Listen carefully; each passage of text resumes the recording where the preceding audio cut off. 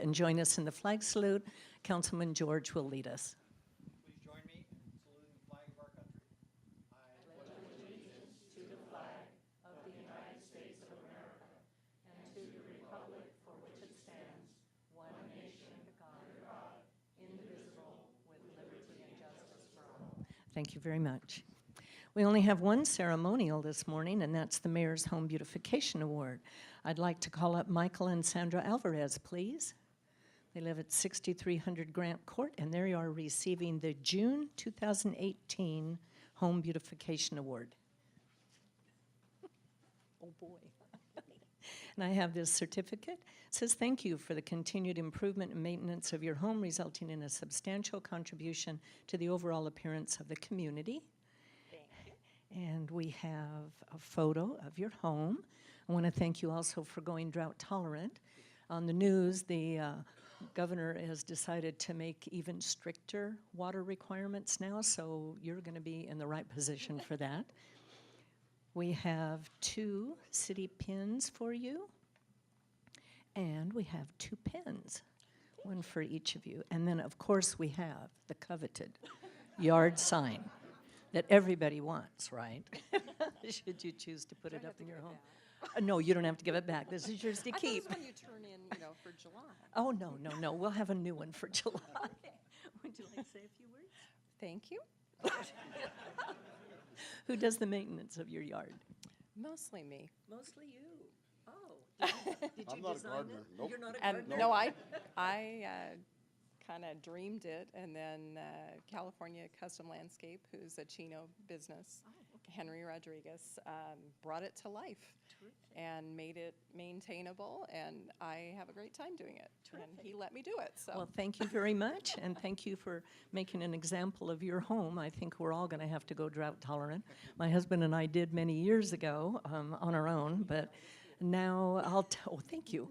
I'll tell you, with the new restrictions, I guess they're going to implement 55 gallons per person per day for indoor use, and that's not a whole lot when you think of a 55-gallon drum. So you'll all need the rain barrels that we've got too. You'll all need rain barrels. Yes, catch as much rainwater as you can. Well, thank you very much for your efforts. Thank you. I'm juggling here. I know. Thank you very much.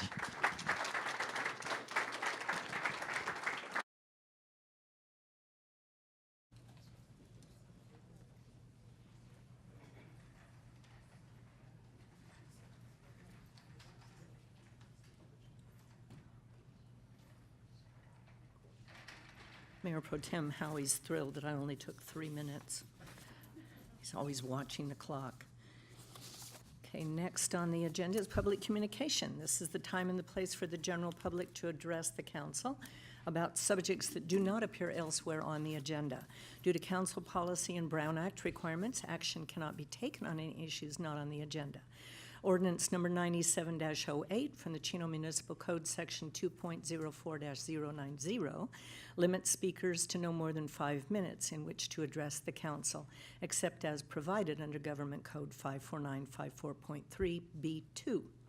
Our first request to speak is actually from our own Mr. Rob Burns, who's going to lead us in the invocation. So anyone that is interested, I invite you to stand for the invocation. Thank you, Mayor and members of the council. Tonight I am standing in for Pastor Aldelfo Pachenko.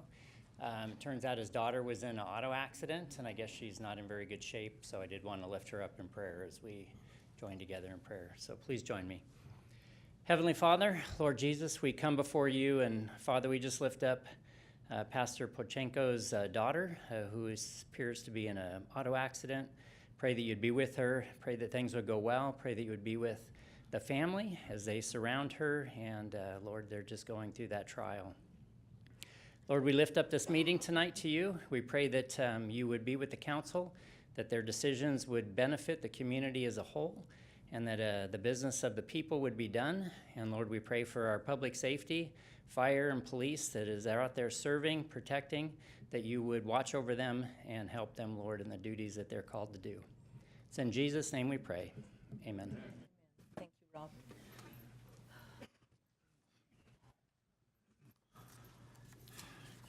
Okay. See, we do have a number of requests to speak this evening, and I do ask, out of consideration for the audience, please try not to repeat what's already said. Our first written request to speak is Lee. Okay, Lee. How do you? Mariola, it's Genvir. Genvir. Okay, thank you, Lee. Great try, thank you. I just come to you today, council members, mayor, chief, that we ask that in the spirit and thought of how my grandfather came about entering this country. He was born back in 1885 in Al-Wadi, Rashid, outside of Damascus, Syria, between Damascus and Beirut. He went to school, got his education to become an orthopedic surgeon. In 1904, he applied to move to the United States. He had to provide for himself transportation and everything that was necessary to go along with it. We also had to have proof from family members in Minneapolis that there would be no drain upon society. They had to sponsor him. In 1909, he was approved. He moved to Minneapolis and received his citizenship papers in 1914, which I proudly hang above our fireplace at home. As an orthopedic surgeon, he served in World War I, World War II, and set up practice in Houston, Texas. He did it the way it was supposed to be done. He didn't come here asking for any favors or anything special help. He had to prove that he could do it all by himself or family backup. When we start passing and approving of laws like SB 54, we tend to take the rule of law and push it off to the side.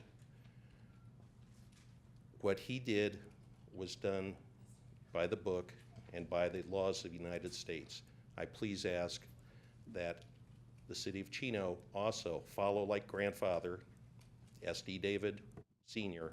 did, and he went through the process, did what he needed to do, and came here legally, and was welcomed and became a part of the community, and that laws were not broken for him to come here.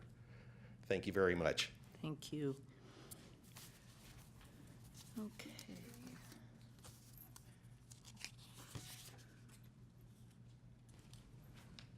Next is Dr. Teresa Hall from Chaffey College.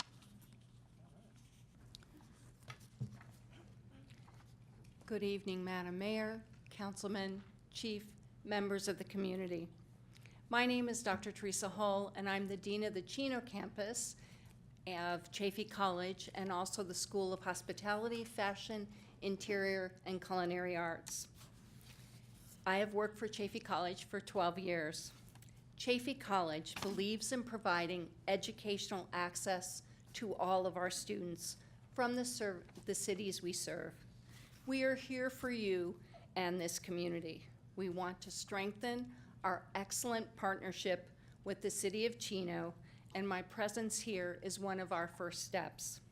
Chaffey College provides 1 year of free tuition to all first-time college students.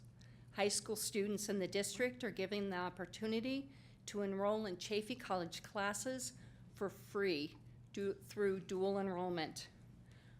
Our college and students added nearly $600 million in income to Chaffey College District economy. For every $1 local taxpayers invest in Chaffey, they receive $3.10 in benefits.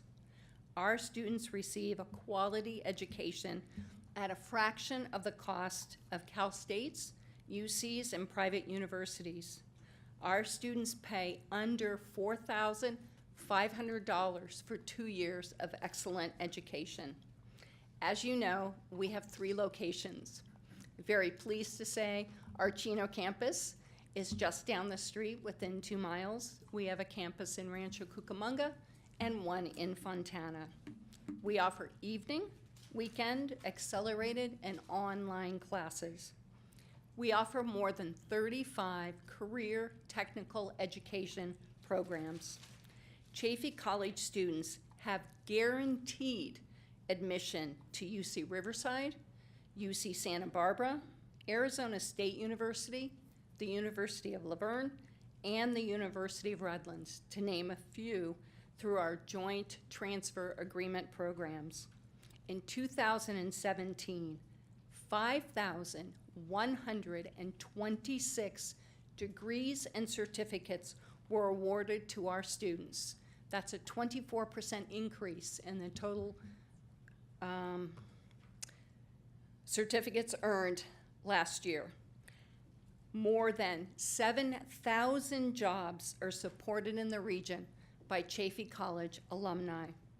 Our aviation maintenance technology program is ranked #1 in the nation by the FAA for pass rates and number of certificates completed. We offer a variety of support programs for our diverse population, such as walk-in counseling appointments, student health services, both mental and physical health, food pantry, services for students with disabilities, and international students. Chaffey College serves our veterans through our Veterans Resource Center. We also provide a lot of hands-on learning. For example, our nursing programs use simulated mannequins to give student experience and instruction in actual nursing situations. In order for us to be partners in serving our students, we must work together. Chaffey College looks forward to further working with the City of Chino and each and every one of you. Thank you. Well, thank you very much, Dr. Hall. We fought very, very hard to have Chaffey come to Chino. In fact, we fought so hard that we threatened to drop out of the Chaffey College District if you didn't come here, and we were going to go with Mount Sac. Remember that. So it's been a great, great partnership. I know Mr. George was on the board for many years. Did you want to speak, Gary? And you made a comment about the aviation program, that you were surprised at that. That's because Mount Sax thinks they're #1, but they're not. No? So it is Chaffey College that's #1, and it was a labor of love bringing that campus here, and it's worked out greatly. And I know that it needs to be expanded, and I'm sure we'll be hearing about that in the near future. So. Thank you very much. Now, how does a student go about applying for the first year free? Just All contact? they need to contact our admissions and records, student assistants, and they will be happy to walk them through the process. It's very easy. We have enough staff to work individually with each and every one of the students. Fantastic. We'd be happy to serve. Well, thank you for coming. Thank you. You're welcome. Next written request to speak is Carol Houghton.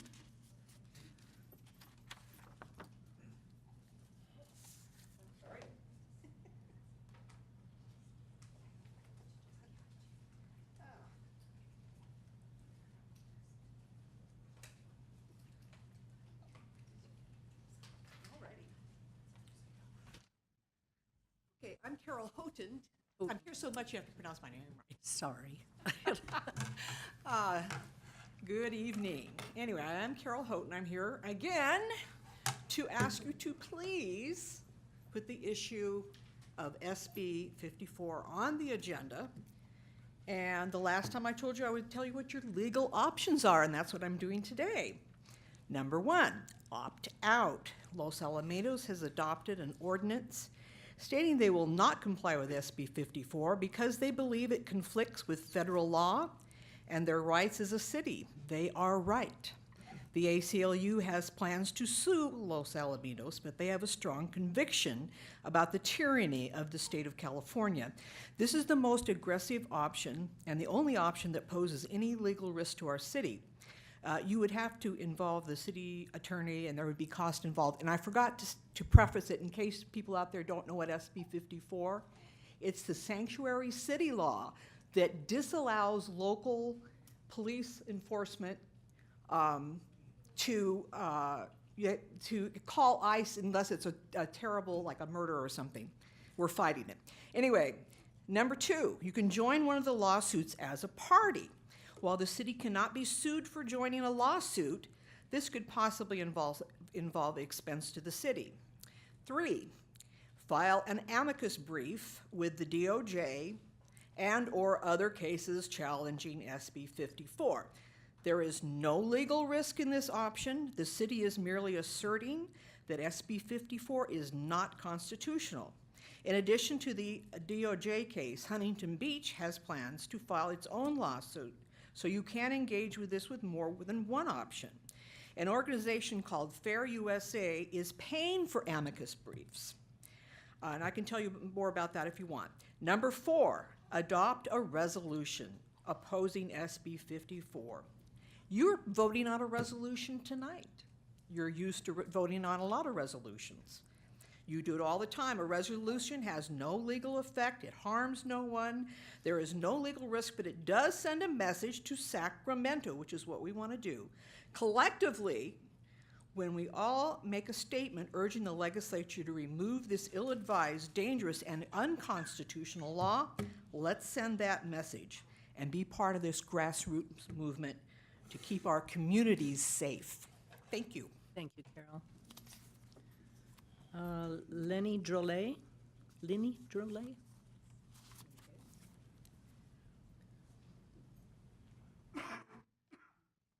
I'm also here tonight asking you if you will take it, at least allow a meeting where, put it on the agenda so your citizens can have a debate as to how they feel about this issue. We're looking for one of those options that you allow the debate and then make a decision. This is a very divisive issue that's going on in the state of California, and a lot of citizens are at risk when ICE is forced to go out into the community to look for people who are not supposed to be here. And they could have easily been swept up, criminals who are not supposed to be here, who could have been taken from the prison and gone through the federal, whatever it is that they do after that. But when they get forced out into the communities, then a lot of other people get put at risk because you don't know what's going to happen. We've been pretty lucky so far. But this issue needs to be debated. You all ran to be leaders of your community, and your citizens are asking you, they want to have this debate and they want to see some action from the council. Thank you very much. Thank you, Lenny.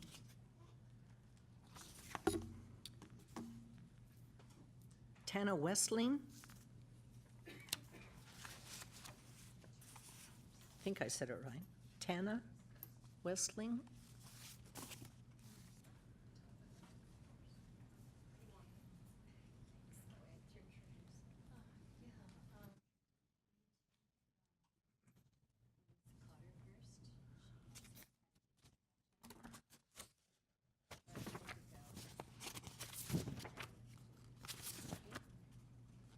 Okay, you want Melissa Cotter?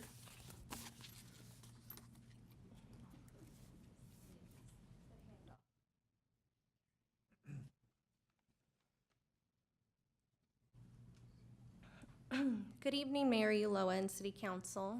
My name's Melissa Cotter. These are my daughters, Chloe and Carson Cotter. We're residents of Chino, and I've been in the Chino Valley my entire life. I love it here. My kids go to school here, play sports here. I serve on 2 boards of local nonprofit organizations here. I left Chino to go to college Returned to start a family with my husband. We bought our first home 7 years ago when I was pregnant with Chloe. Purchased a home on San Marcos Place. I'm sure you officers know that street very well. It's a cul-de-sac across from a park. We have a home with a pool. The first thing we did was put in a pool fence, and it felt so safe to start a family. But it's been anything but, and that's why I'm here today. I want to report a public nuisance, a neighbor that I'm sure you are aware of. I can assure you that Chief Comstock is aware of the situation. I estimate there have been over 200 calls and visits to this residence this year. This public nuisance is harassing the neighborhood constantly, yelling obscenities, threatening us. She's released her dogs on us and our children, spraying water at people's cars, people themselves, and homes. You'd be interested in looking up her water usage. I've definitely called the city. My children refuse to get out of the car on the passenger side. They run into our house as fast as they can. The police chief invited us to a meeting about a year ago at Chino PD to discuss the situation. I remember them telling me it was the first time they had ever held a meeting regarding a single resident. During this meeting, they discussed our neighbor's mental illness, or what they assumed she's suffering from. Some of what was promised to us included increased patrol, county intervention, and Sergeant Franklin, who claims to have a good relationship with this nuisance, would continue to help intervene and communicate. And I can tell you that none of this has been done. The last time I called, it took 45 minutes for Chino PD to respond. I've witnessed the county across the street from me a total of 3 times in 3 years. And the last time I saw Sergeant Franklin, she was asking me what I wanted her to do about a situation that involved this neighbor inviting children into her home. This neighbor has had some new friends recently coming and going, and although I can only assume they sure do fit the mold of people with gang affiliation. Last week, our neighbors awoke to a fight that broke out on our street. A man was being beaten and a woman assaulted. You can see why I will not stop until we can live in peace. 2 people have already moved, but I don't think that's the answer. If county health intervention is what this person needs, then someone needs to advocate for her. I remember Sergeant Franklin telling us at the meeting that this nuisance has the mental capacity to live alone because her home is clean and she can balance a checkbook. Well, I can tell you that she absolutely cannot live there alone. She's not capable. Someone who runs out of her home to chase down the ice cream man because he no longer stops for her and leaves the front door open and front gate for her Doberman to get loose, causing me and my children to get back in our car while this animal is holding us hostage is not someone that is capable of living alone. We need help. I'm asking you guys for help. Please, I'm letting you know that the community is failing us and failing her. We need someone to contact the county to get her the help she needs. She's dangerous. And sometimes I feel like the police are just waiting for her to run one of us over before they'll do anything. I don't want it to get to that point. I want to remind you that over the last few years, I've noticed her behavior's getting worse, more frequent, more dangerous. See something, say something, they say, right? Boy, have we. When the shooting in Florida happened recently, the media had everyone upset because there had been 39 calls to the police that month regarding that individual. How do you think the families of those injured would feel if there were even more? So what can you do, right? Because these police officers love to remind me that being crazy is not a crime. My suggestion would be increased patrol to deter her from inviting and sometimes paying children to enter her home. Thugs may choose a new place to crash if the police are close by. How about contacting our county supervisor for his suggestion and help? We as residents would like open communication if there is a plan in place and a timeline. We've been suffering way too long. Mayor Ulloa, your message to the city shows your pride that Chino is one of the top 100 communities for youth, but I can assure you it doesn't feel that way to us. I invite all of you to my home. Spend a day on our block. See what we go through. The norm for our children and what they call the crazy lady. Melissa, you are going to have to wrap up. I'm done. Okay. Thank you. Thank you very much. I am so sorry that you're going through this. Tana, did you want to follow up?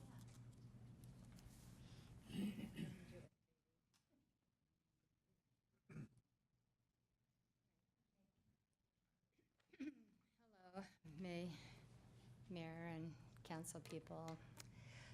My name is Tana Westling, and I have lived in the Chino Valley since my daughter Melissa there was in kindergarten. I have worked as a realtor most of those years, and I can identify with the peace and the pride that comes with home ownership. In 2009, I opened an adult residential facility for Inland Regional Center clients. And although they have mental illnesses, I have never witnessed any behaviors as radical in my home, nor have I witnessed any radical behaviors in any of the other adult residential facilities of that Mrs. Ross has. Maybe it's because our residents see a psychiatrist once a month for medication and have a staff person that administers that. And also they see a consultant for behaviors to make a plan for them to behave more appropriately. And those types of helps have been beneficial to those types of people. I have seen it work. However, I don't think Mrs. Ross is getting any of this support, but I don't know. My testimony here of the last time that she harassed me, and I try not to make eye contact or listen to her ranting and raving when I go to my daughter's house. But this particular time, she was pretty loud and clear, yelling at me, calling me a co-conspirator and saying, I'm going to jail. So it doesn't feel real good to be yelled at like that. I don't know if you have any neighbors that you've experienced that with, but that's what's going on the street.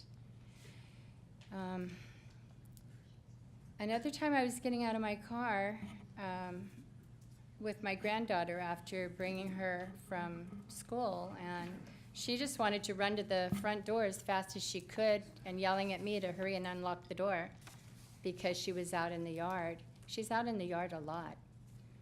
Anyway, this person, she fabricates stories that are not true, and she tells them to anyone she can. There are no grounds for any of it, and none of it makes sense. She is seriously scary. My grandkids are terrified to play in the cul-de-sac without their parents right next to them. This is not ideal of home ownership in Chino or anywhere else. I have seen this person harass passerbys, a lady taking a walk, the mailman, the gardener, and other respectable people in the neighborhood using explicit language. The situation has escalated to the point of intervention. Someone needs to take control. How much aggressiveness does she have to have before it becomes something that needs to be done? I think something needs to be done now. Thank you, Tana. Was there anyone else, because these are not in any particular order, that was speaking on this same issue? Yes, sir. And what is your name, sir? My name is Pete Lambrick, and I've been on San Marcos Place for 36 years. I've raised my family there. My wife Barbara and I had nothing but a good experience in the neighborhood until this all started going back 15, 17 years ago, and it's increased and I had a bunch of notes and very specific things, but I'm not going to get into that because it goes far beyond what's been said. It's very vulgar, a lot of foul language directed at the families there, the children there, the elderly there, and the women there. It is absolutely horrible what that lady says to the kids. You're going to be taken away from your parents. Your father's a rapist. Your mother's a murderer. Yelling it out to the whole street, and we got to take it. We're not going to take it anymore. It's been like this for a long, long time. And what's also happened, and I'm going to skip all the details, but just recently, it's become a very violent place over there. The people that are in and out of there since her husband has left don't belong in the neighborhood. They've threatened me. They threatened my daughter who lives in Apple Valley by calling out her address. We're going to get her. They Cheryl has taken a stone and is hitting it on top of her brick, saying that's my skull. Constantly very direct stuff at particular neighbors there. They're gonna rob the house, everything. You better watch out your cars. So it's gone beyond just the craziness, it's now gone to violence. And if something's not done to stop this, it will be something bad will happen eventually. And as the police know, that night when there was a fight there was people there that we've never seen before. They beat up a girl, they were kicking the guy in the street or in the driveway, and it's not acceptable. That's not our neighborhood. That's not why we live in Chino. That's why, you know, we like it here. And we can't do it like this. It goes on every day. I get up at night to use the restroom. She starts yelling. She starts honking her horn. It starts at 3 in the morning and goes on till whenever she goes to sleep. Open the door, she starts yelling at us. Vulgar language that no one here needs to hear. Today, we got home, we've been gone a couple days. Before we even get out of the car to open the doors, she's yelling vulgarity at us. And this goes on every day. If you look at the police call out, and I can't even imagine how many times, sometimes 1, sometimes 3 times a day the police are there. It's gotta stop, it can't go on. Thank you. Thank you very much, Pete. I'm assuming it's your wife, Barbara, you had your name down as well? Yeah, I just put her name down there. Okay. And then Mr. Lamb?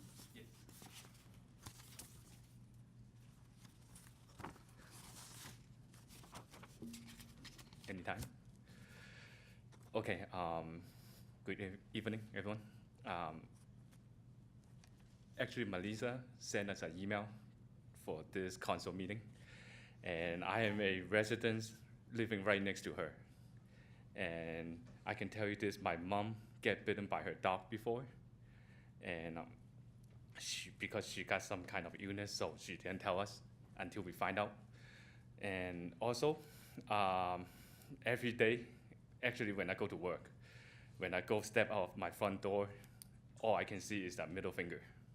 Yes. And some kind of bad language, of course.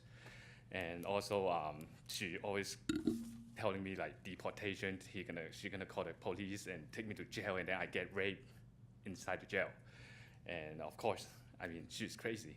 So I didn't bother to even bother to listen to it. But every day when I get off work, I feel fear to go back home, because once I get home, when I see her, I will hear someone's like yelling. Every single like weekend, you can hear like music popping like early in the morning, like very, very loud. And then her dog is like keep barking non-stoply. And recently, like Melissa said, we see a lot of strangers going in and out of her house.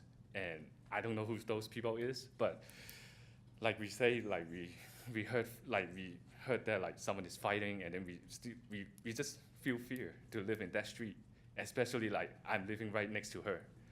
And she is like, and then she turned on her hose almost like, I can say like a couple hours every day. So I don't know how much water she's wasting on the backyard. And it just feel fear living on that street. And I hope you guys can do something for us. Yeah, that's Thank it. you very much. Karen, I know you cannot comment right now, and obviously we don't have any legal position that we can take at this minute, but looking back over the last few incidents where people that have mental illness have caused problems and death and damage and stuff, perhaps there's something that can be done with the county or something. I know you can't force a person to get mental help, but it sounds like this has escalated to the point where it's a public nuisance and a danger to society. Mayor, we're very familiar with the situation, as the neighbors have stated what's happening on San Marcos. And I've committed to the neighbors, in a meeting that we will have and will continue to work with them. It is a challenging situation, but I assure you, Mayor, we will continue to help them and also continue to try to get county mental health to engage with the proper help for Ms. Ross. Well, I know years ago there was an incident where a homeowner was causing danger in the neighborhood, I think you'll recall, and we actually had to take possession of the house and kick the person out. So maybe this is calling for that drastic of a situation. Yes, Mayor, I'm familiar with that situation as well. I was obviously employed with the department that occurred. There is a different threshold with our special prosecutor, but we would certainly be willing to, ask Matt Silver for some advice on this. We have in the past, but we will continue to seek that path to help this neighborhood. I am very familiar with the problems that they are continuing to deal with ongoing with that situation. Especially now if there's people hanging around that don't belong there, they may be criminals or whatever. Okay. Thank you, Mayor. Jeannie Lynn.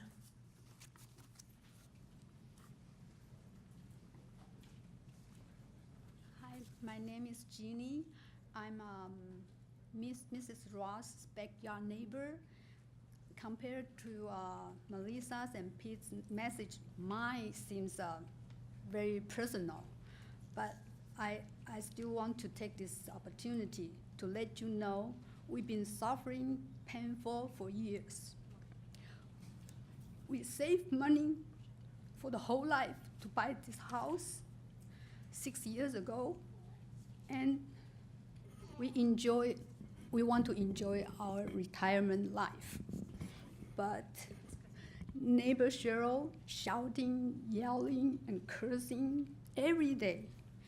She throws extension cord to our backyard and cigarette butt and batteries, waters, a lot of things to our backyard, and stand all different kinds of tools, the garden tools, like racks, cutting poles, sweeping rack, and brooms against and 3 to 4 feet over to the common wall. And she put the pool net with a big sponge dripping water to our backyard. Every day when the sponge dried, and then she put more water in it. And she put ugly, scary toys on the wall. And snail killer, the big box, the killer, snail killer box on the wall. And every day, at least 10 different kind of tools standing by the tools by the wall, against the wall, and then she switched the places, and she, like a flag, and tried to let our dog barks. So now we keep our dog in the house. And she popped her head randomly to say bad words, very, very bad words to us, and drop metal things, making big sound to scare us too. The most things, I can ignore his cursing, her cursing, screaming, but she turns on her radio all day long, even nighttime. I did call the police sometimes, but you know what? She only turned her radio down or off when police went to warn her. And then she turns it really loud when they left, after the police leave, and then she turned it out. Sometimes she turn it loud and on and off. That's the nighttime. And she plays all night, like a party, 24/7. And the speakers direct to our house, facing to our room. So I woke up to her radio every morning and all day. And the last things I hear before I go to bed is her radio too. Even last night, 2:30, 4:30, the radio's still on, but I didn't call the police because I really don't want to bother them. They came and then they left, and then she turned it louder. I don't know if she's asleep or not. So I just, just want to let you know, can you imagine it happens every day, all day, every day, all day. And this kind of things should not be happen. You know, okay, then I think we really need your help. That's it. Thank you very much. Okay, thank you very much, Tony.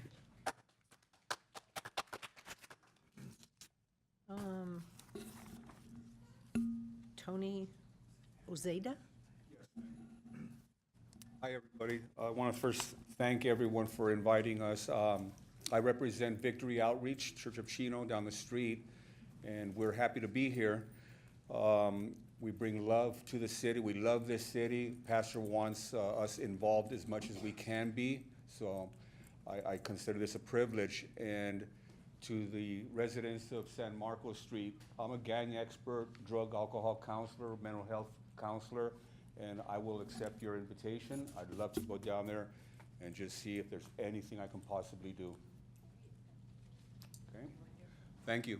Thank you very much, Tony.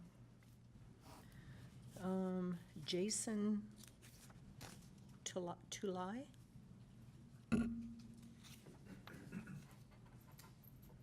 Did I pronounce that right? Tulai, yes. Tulai. Thanks. Members of City Council, ladies and gentlemen, good evening. My name is Jason Tulai. This is the fourth City Council meeting that I've appeared before you. At each meeting, I've pleaded with you to, at a minimum, vote for adopt a resolution opposing SB 54, AB 450, AB 103, known as the Sanctuary State Laws. Tonight, let me first address the proponents of SB 54. Proponents will say that I'm an outsider recruited to be here. That's wrong. I've lived, worked, shopped, and my daughter attended kindergarten through high school in the Chino Hills area for the past 17 years. I also voted today. Proponents of the SB 54 will say that taking action will cost money. Wrong. There's no legal financial risk to the city for adopting a simple resolution in opposition to SB 54 or the Sanctuary State Laws. Lastly, proponents will say that there has not been an appreciable increase in crime since SB 54 went into effect. It's too early to tell, but even if one drunk driver, rapist, or murderer is released, instead of being turned over to the Immigration and Customs Enforcement and commits another like crime, isn't one act too many. Even liberal San Francisco mayoral candidate Angelita Aliotto, who wrote the city's sanctuary city law in 1991 to keep illegal immigrant families from being separated, is appalled by what's happened to the law that's been bastardized to protect felons. She's now sponsoring legislation to roll back the law in San Francisco. Again, SB 54 is not about dreamers. It actually prohibits law enforcement providing information to federal authorities about the release date of undocumented immigrants who are in their custody, and actually bans the transfer of these criminal immigrants to federal custody. This makes no sense and jeopardizes our safety. I've tried to appeal to your rationale, but that has not worked. So let me try another approach. Do you remember Kate Steinle? She died after being struck by a bullet fired by Jose Zarata in July 2015. While walking on Pier 14 in San Francisco with her father, Kate was struck by a bullet that entered through her back and pierced her aorta. She fell into her father's arms and said, "Help me, Dad." But there's nothing her father could do. Kate died.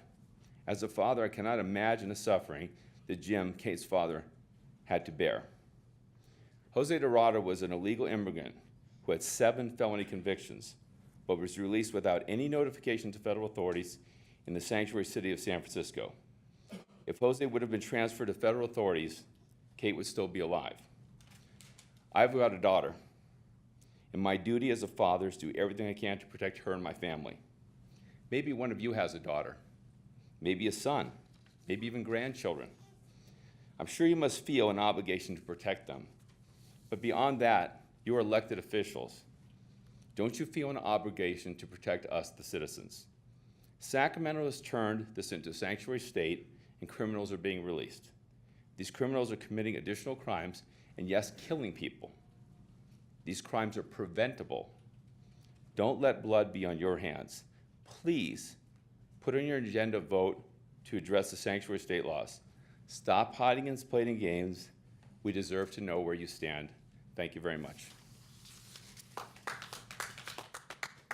Last written request to speak is Tony Hawley. Okay, I'm here to speak also on SB 54. Currently, there are 12 counties and 42 cities that have stood up against illegal sanctuary state laws. Now is not the time to be sitting on the fence. It's time for the city of Chino to take a stand. Each of you took an oath to protect and defend the Constitution of the United States when you were sworn into office. By not standing up against these illegal and unconstitutional policies, you're violating that oath. Your attitude to just let the state and federal government work it out is wrong. You need to stand up and show support for the federal government. You have a duty to the citizens of Chino to protect them. Sanctuary policies are not about immigrants. It is about safety. Safety for law enforcement and safety for the community. It is much safer for law enforcement to take a criminal into custody as he or she is being released from jail rather than having to go into the community to look for them. When law enforcement knocks on the door looking for a certain criminal, if there are other undocumented people living there, they're taken in as well. These people whose only crime is being here illegally, and they're taken in. They're not thieves, rapists, or killers. By not standing up to this awful policy, you're protecting criminals and hurting non-criminals. There are several specific actions you can take. You can pass a resolution. You can file an amicus brief supporting the U.S. versus California. You can join the U.S. versus California or the Huntington Beach versus Brown case. Take your pick, but do something. Put this on the agenda. Let's talk it out. Honor your oath to protect the Constitution. Thank you. Okay, those are the only written requests to speak. Is there anyone else in the audience that would like to address the council on an item that's not on the agenda? Okay, I think we have some young people in the audience. Usually it's during the school time that we have them come up and introduce themselves. Are there any young people in the audience that are here to either earn a badge for scouting or credit? Okay, you want to come up and give your name, please, and why you're here?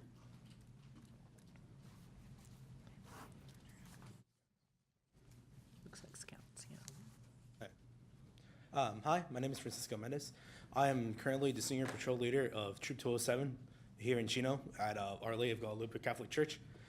We're currently here today for a merit badge, which goes by the name of community citizenship in the community. And one of the requirements of the merit badge is for us to come to the to a meeting and partake in it, and also to speak to council members. Well, thank you for being here. Mm-hmm. And we'll be here after the meeting if you want to speak to us individually. Okay, thank you. Oh, wait a minute. Hold it. Hold it. Both of you have to come up and give your names as well. Hi, I'm Thomas Bertita. I'm Adrian Lepe. And you're here for the same thing? Yeah. Okay, thank you very much. They thought they'd get away with that. Okay, are there any other people in the audience or young people that are here to earn a badge or something? Okay, then we will move on to the consent calendar. Let's see, item number 12 will be pulled for public comment.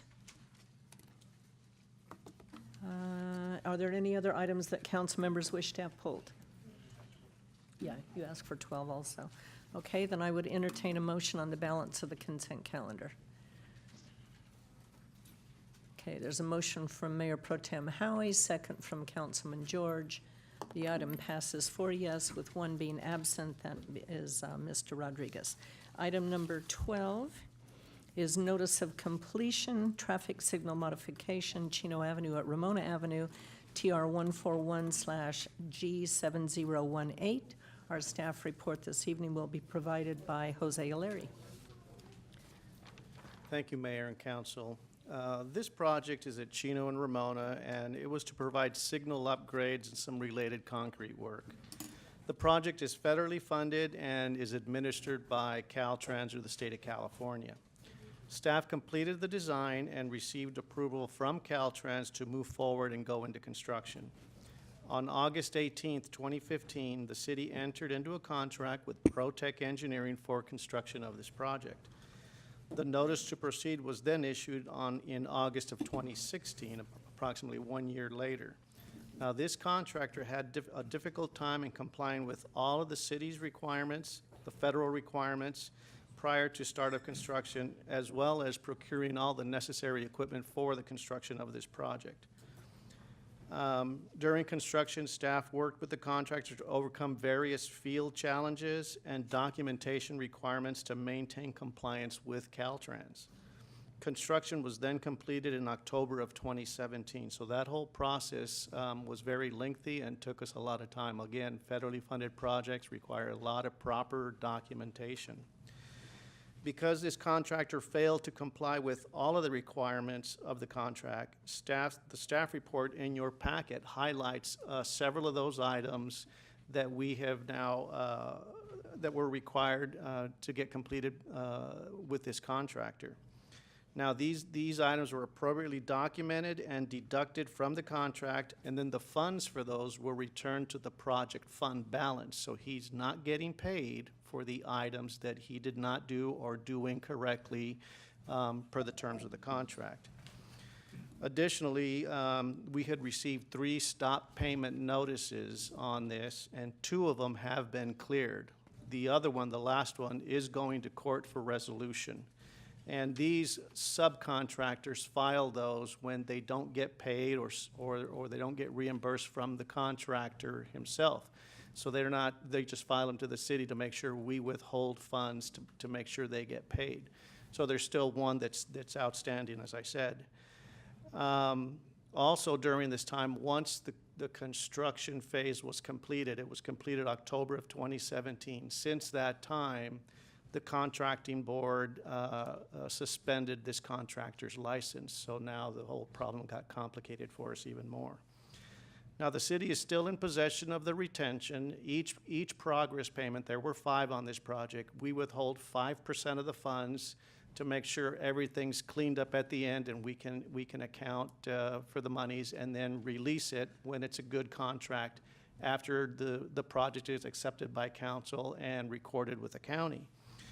So that money is still in retention and we have it. Now, city staff met with Caltrans earlier this year, it could have been towards the end of last year, and we were audited by Caltrans on all the documentation, change orders, payments, these violations that were committed that were highlighted in the council report, and we were found in compliance with everything. They understood everything, the challenges we had with the contractor, and they signed off. Caltrans really is looking for us to close out the project so they could close out the funding, the federal funding on their side. So they're satisfied with everything, that it was constructed per plan. I can tell you that the signal now is operating safely and is operating as we intended it to operate. In a nutshell, we basically added left turn phasing for that intersection. So although Protec did not fully comply with the terms of the contract, city staff has resolved all of these outstanding issues that I mentioned, and it's our recommendation that you close out the project and accept these improvements. There's a lot more details that go on with this project. We are ready to answer those should you have those questions. I have the project engineer, Ms. Karen Campbell, in the audience. She has her project filed. If you have detailed questions on that, like I said, there's a lot of history to it. We work closely with our city attorney's office on various compliance issues on this matter, but that is still our recommendation to close out the project. Thank you very much. Okay, prior to council comments, we have one written request to speak. That's Mr. Stubby Barr.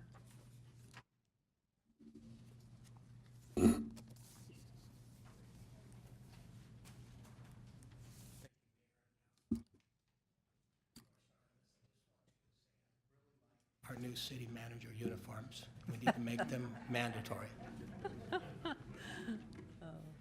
So a couple of things from Mr. Aleria's comments. I have done some public record requests. I only received 2 stop notices, not 3. What was the third one?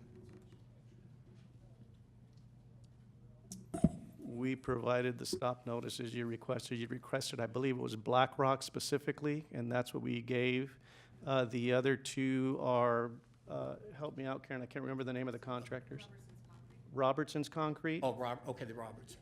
And then there were, other two were Robbins? No, the other two are Black Rock. Oh, I'm sorry, Black Rock, I'm sorry. Okay. There's a couple of issues here. My primary concern, the one that drew me into this project, is, my typical concern is that the project does not meet the requirements of the California Building Code or the Americans with Disabilities Act as far as the improvements that were actually completed. The design of the project is deficient also. But the contractor is not responsible for the design. He's only responsible for the work that he is contracted to do. The work that he has done does not pass muster. I have done a rather comprehensive survey. I didn't find out about this till Friday, so I was on short notice. And I have consulted with our Deputy Director of Development Services, who concurs that the developments, or the improvements that are in place do not meet code requirements. And that is a serious issue because, as you probably recall, we have done several projects, like, for instance, the notorious Central at Riverside, which, once they're accepted by you as council, never get addressed again. This contractor, Protec, actually started his relationship with the city on that project. He was the apparent low bidder, but he was not registered with the city, so he was disqualified, or with the state, so he was disqualified. In addition to the, and by the way, staff is fully aware that the intersection does not meet code, and that is the reason that it is been budgeted for CIP improvement in our 18-19 fiscal year. In addition to that, the research that I have done based on the public records requests that I've received in the last day and a half, the contract appears to have been invalid from day one. It was a non-responsive contract. The subcontractor who filed the two stop notices, Black Rock Construction, was not listed as a subcontractor on the bid form. That's a requirement of public contract code. We should not have allowed that contractor to work on the project, and when that happened, we should have taken the resources that we, or the resolvement that we are allowed under law, under public contract code, to cancel the contract.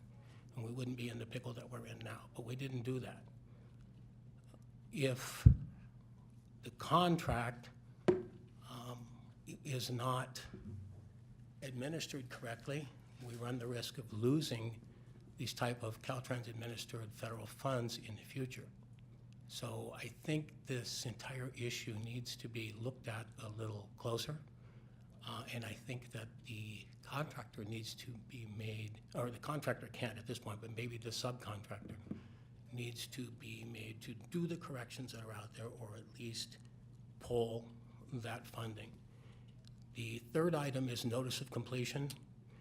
We're long past the time frame, the window that we need to file a notice of completion. A notice of completion is filed to shorten the time that stop notices can be filed by material suppliers or subcontractors. That's all it's for. If you do not file a notice of completion, the window of opportunity expires after 90 to 100 days. That's long past expired. No one's been out there since last November, maybe earlier. Stubby, you have about 25 seconds left. I'm sorry? You have about 20 seconds left. Oh, I think that's enough. I would just like to encourage you to send this back to staff for a little further work. Thank you. Thank you, Stubby. Councilman George. Yes, thank you. Jose, on packet page 154 under issues and analysis, I know you covered most of this, but this is supposed to be a notice of completion, but it says Protec has substantially completed, not completed. And of the four items, I realize number 3 is stop payment, you covered that. And number 4 is Protec's contractor's license is currently under suspension. But on number 1, it says Protec has was unsuccessful in meeting the Federal Disadvantaged Business Enterprise DBE requirements stated in the contract. And number two, Protec failed to provide a detector card for emergency vehicle preemption in the amount of $4,000. But the and I realize that we're holding the money back, where the city's getting money back on this on the contract, but I just want to make sure that these items have been taken care of, regardless of the funding. Otherwise, it's not really complete. Well, that's why we had our audit with Caltrans and made sure they understood that we found this contractor not to be compliant with the disadvantaged business enterprise requirements of the federal requirements because of the federal funding that came in. We brought it to their attention. We said he did not comply with that, and the direction that we both took was to deduct the amount that was included in the bid that was earmarked for the DBE, and that was $7,500. So that was taken away from the contractor, and he did not get paid for any of that work, which he did himself, and the work was done, but he did not get paid for it because the contract and the requirements are very clear on that matter. So we have it. So the As work far was as- done on that. Yeah, as far as the detector cards for $4,000, during our inspection of the signal, they were supposed to provide 2 of those cards. They provided 1. We brought it to the contractor's attention. He failed to respond to us. A lot of the problems here were this contractor, as many times as we reached out, failed to respond to us, would not take phone calls, emails. We went out with letters trying to communicate various issues. In this case, the detector card. We finally processed the change order and cleared that through Caltrans as well, that we're not going to pay him for a piece of equipment he did not provide. We ensured that it was properly wired to function to sense emergency vehicles as they go through the intersection. So that's been taken care of, just the funding is still. Yes, yes. So we are not releasing that fund. That goes back to the project fund balance, and it does not get paid ever. It is not included as part of the retention. Okay, thank you. Tom, do you have any comments? Do you have any comments? I read through this, and I find the whole thing, Jose, to be very troubling. It is a requirement that they list their subcontractors. Is it true that BlackRock was not listed as a subcontractor? That is correct. It is not, they were not listed as a subcontractor, but also another provision of the code says if the work that BlackRock did is less than $10,000, and it was, I want to say 8,600 and change, something like that, they're not required to list it. But we did find out inadvertently, because during our inspection, that BlackRock was out there. At that time, we did not know the dollar amount, and this is those phone calls we were making, reaching out to this contractor, and he did not respond to us. But he then didn't get paid and filed a stop payment notice. He filed it very late in the process. And we again brought this up to Caltrans, who's administering this. They're well aware he was not listed. They pointed out this provision of the code that because he's less than $10,000, he really didn't have to declare that to the city or in the bid. But the stop payment, the contractor did pay BlackRock? No, that's the one that, on this particular case, is going to be settled in court. I thought Robertson Concrete was the one that had to be settled in court. No, that one got settled. That one got paid? Yeah, by the contractor, not by the city, because we don't pay these subs directly. We pay the contractor, in this case, Protec. Did we do any research on Protec? Were they a good, reputable company, supposedly? We did not have grounds to disqualify them at the time we received this bid. We have it now. Okay. I'm a little confused about the staff report. How much is the retention that we're hanging on to? Approximately $8,076.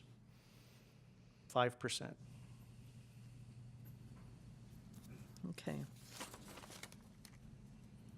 Is there an alternative to filing a notice of completion since the job isn't complete, since it wasn't completed satisfactorily, and now it's going to cost us additional money to finish the job correctly?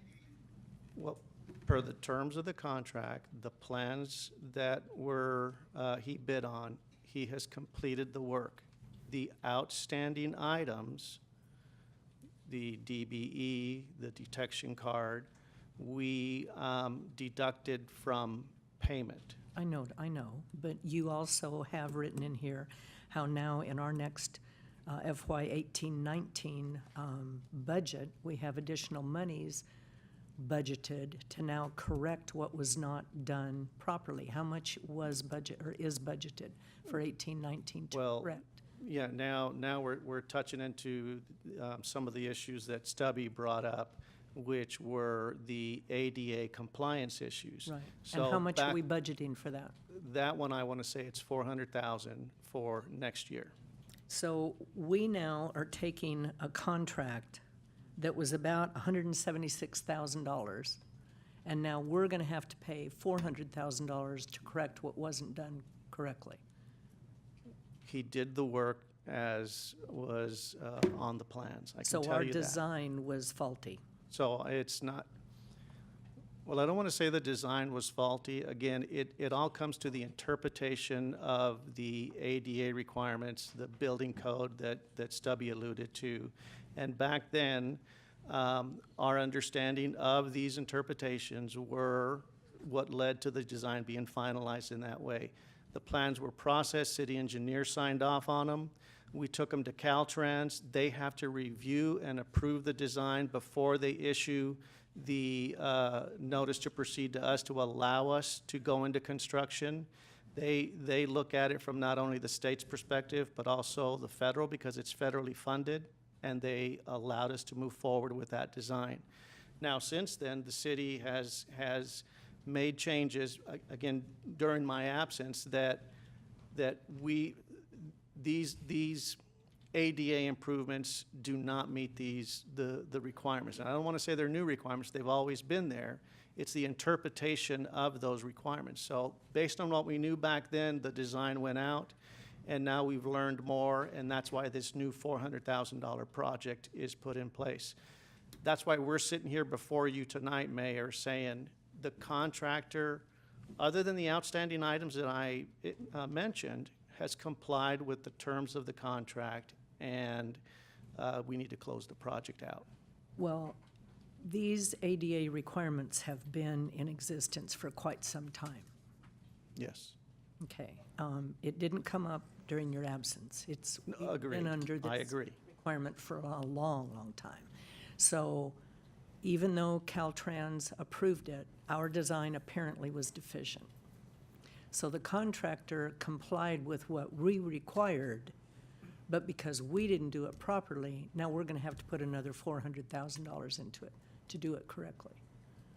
Is that true? It comes down to that interpretation. But yes, we're putting another $400,000 down, yes. Is there any way to recoup any of these funds from the contractor? Or is it totally on our shoulders because we didn't require him to do it properly? He constructed it as directed by the city. So it's our fault. Okay, so, Mayor, may I? no, Stubby, you've already spoken. It's okay. So we cannot go against the bond. We can't call for damages or anything. That is correct.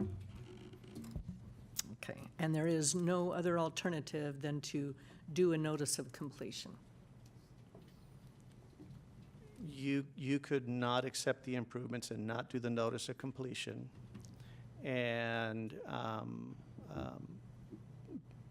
but he's done the work per plan. So the purpose of the notice, not issuing the notice of completion, I'm not clear on. I mean, maybe Fred, you can help me with that. So if I may, Madam Mayor, members of the council, yes, as you know, this contract from the staff report is quite old. It was entered into back in 2015. When we were involved, we tried to work with the contractor. We're working with the surety and also with some of these stop payment notices. I know staff has spent quite a bit of time working with the contractor. We're trying to work out the outstanding issues on these payments. The council certainly has the discretion not to file the notice of completion. Mr. Barr is actually correct that the notice of completion stops the timeline for any stop payment notices. So if your staff is suggesting that the project is otherwise complete per the specifications, the notice of completion does provide that benefit to cut off any future, the timeline for stop payment notices. So perhaps, going back, if at the time this started, looking over those plans a little more cautiously back in 2015 would have been one option, but obviously we're far down the line on that. It's my understanding that if a stop notice has been filed, we legally are not supposed to make any payments, That's any more payments on that contract until that stop notice has been cured. And so our suggestion, as Mr. O'Leary testified or spoke, he has held on to the retention, so we have those monies, and essentially it's a fight between the subcontractor and Protect. So at some point, we could actually deposit that retention with the court and let them decide it and address that. But part of the staff's recommendation is to release undisputed retention funds within 60 days. The undisputed, correct. How much is the disputed amount? I understood it was about $4,500, but I'd have to defer to staff. Right now, it's the entire amount that's disputed. So entire amount we don't know what's going to happen in court. Protect's claim is greater than the retention amount. And that's why we guided them to deal directly with the contract. Protect. Excuse me, Protect I'm sorry, wouldn't- BlackRock. I was going to say, Protect would not file a. No, I'm sorry, BlackRock.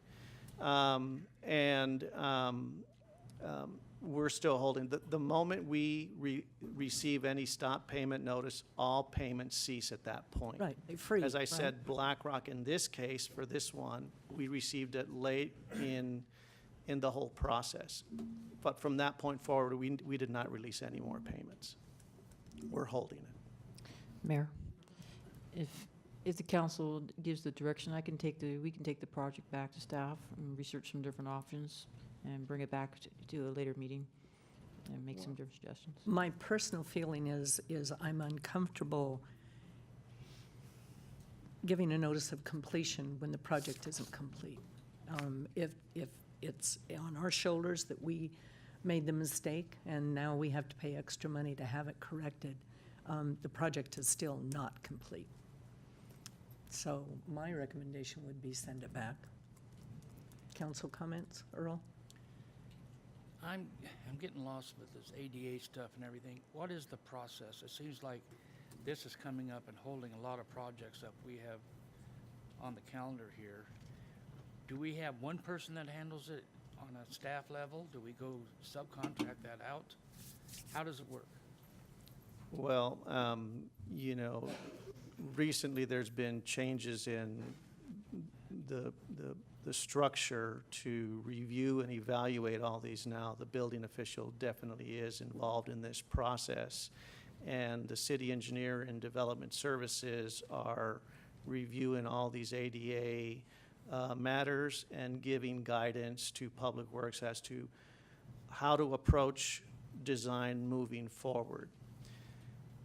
Back in 2015, with the resources that we had and the knowledge that we had, our interpretation, we had hired outside people as well to help us interpret these laws, because many of them were conflicting with other regulations that we need to comply with, such as the Highway Design Manual and the Manual of Uniform Traffic Control Devices and striping issues that we were contending with. So to the best of our knowledge and the interpretation that we had of these laws, that's how we were moving forward with designs. Stubby, rightly so, brought a lot of things to our attention as we're moving forward to these. But today, if you look at it based on how our structure's set up here in the city, that's why they're saying they're not compliant, We went out in good faith back then with the designs that we had signed by the appropriate engineering staff here to go out to bid with the project. Well, it still answered the completion deal.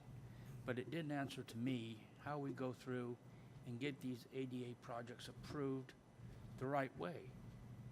These things are holding us up. We've got so many projects that are supposed to be done, and the excuse I hear all the time, well, we can't do it because of ADA, and we gotta do this, that, and the other. We gotta figure a way to get this right. And I don't know what that is, but I would like to at least get a report back on what we're doing with this stuff. We're sitting on $6-7 million in road work that we can't do. Yeah, I can tell you our city manager, Matt Valentine, has helped us out tremendously in this. That process now, I believe, is in place.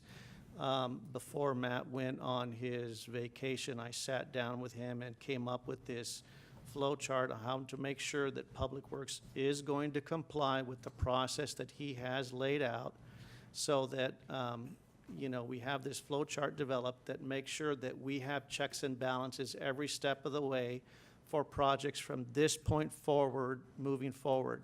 I have already stopped several projects where the design is 90% complete, and I said, no, we're gonna follow this process to make sure that we comply with this so we don't have these troublesome situations in front of the city council. Our dilemma right now is projects that have started long ago, that they're completed, and now we're trying to close these out.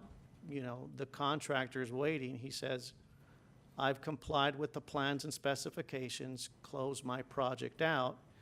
And then it comes this interpretation of the ADA laws that is different than we had received back several years back. Councilman Elrod, Mr. O'Leary is correct. I do believe that this project is sold, that that we did not have an ADA review committee, part of the design review committee process.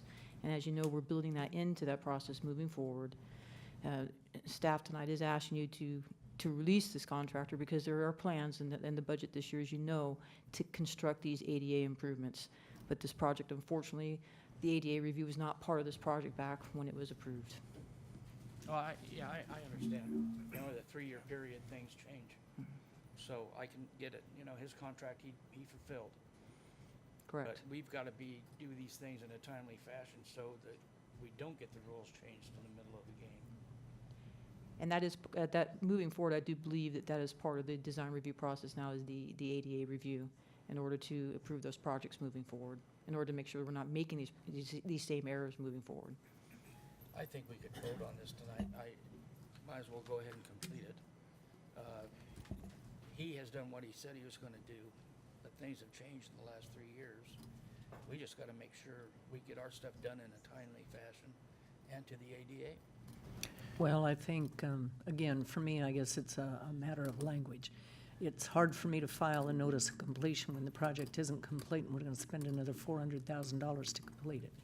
So to release the contractor, because he did what we required him to do, I think we probably are legally bound to do that, except for the stop notice and the amount that we have to retain. But to call it a notice of completion, I guess I'm just being a stickler. To me, it's not complete. So if there's a way of getting around that, then I wouldn't have any problems voting on it tonight. But for me, it's just, we messed up. Maybe we didn't understand, maybe we didn't interpret it correctly. If he complied with what we required, then I guess he needs to be released from it. And I'm glad that, and Matt and I had talked about this whole ADA issue, and I knew he was working on it. The review committee now, I hope, will find all of this stuff, because it has cost us millions of dollars. Mayor, everything you said is correct. What staff is recommending tonight is to release them so that we can move forward with hiring a new contractor to make the ADA improvements in the next budget. But I will take what direction you give us this evening and move forward with it. Well, again, I'm just being a stickler. Trying to call it complete, to me, is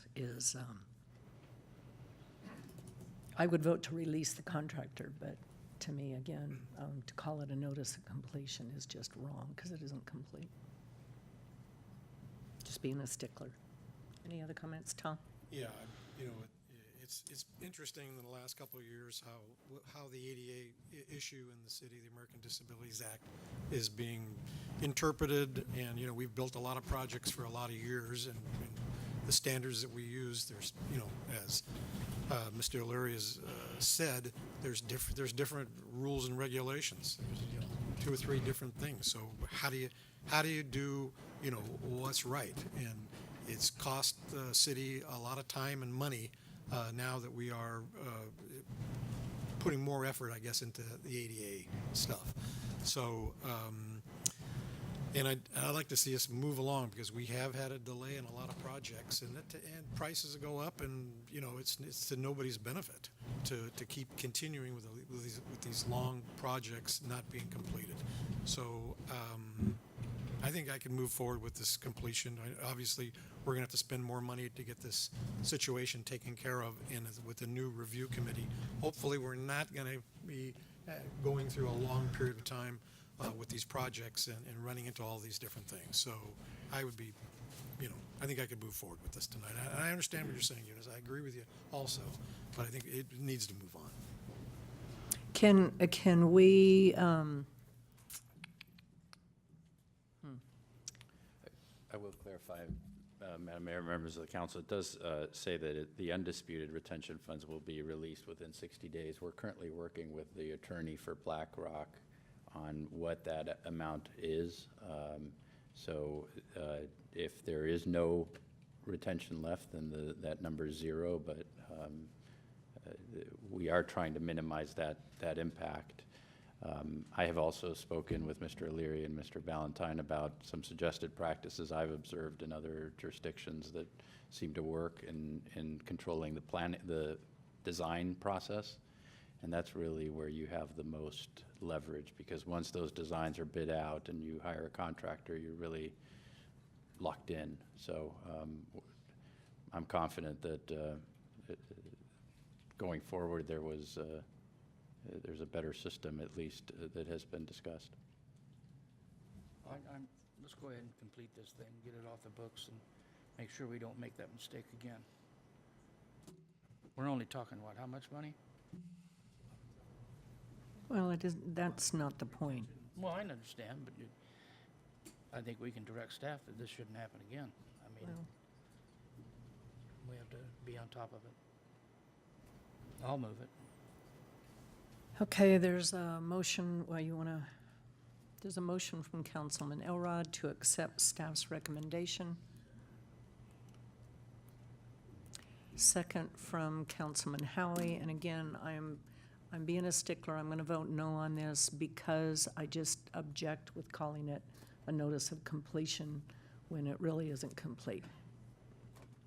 So the item passes, well, will it pass? 2 yes, 2 no? 2 no? No. Oh, Gary voted Oh, no. you voted no, okay. In that case, Madam Mayor, it does not pass, so the notice of completion will not be filed. Okay, so will it be brought back then, or does it just fail?